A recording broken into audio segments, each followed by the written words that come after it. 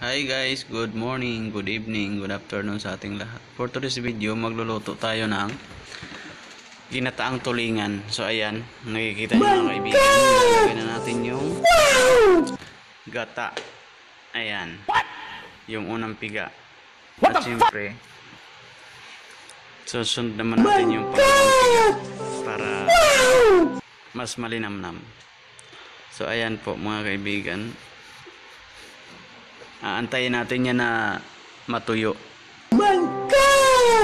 para sa laman ng isda yung sarap ng gata. At saka nilagay na rin natin yung talong, kasi masarap ang talong sa ginataang tulingan. So ayan po, kumukulo. At syempre tatakpan naman natin, aantayin natin na maluto. So ayan, luto na nga siya mga kaibigan. Ang sarap niya oh. So kain na tayo mga kaibigan. Maraming salamat sa panonood ng ating video. At syempre huwag kalimutang mag-subscribe at i-follow nyo na rin para updated kayo sa mga susunod pa nating video gagawin. Ingat kayo palagi mga kaibigan. God bless sa ating lahat. Bye bye.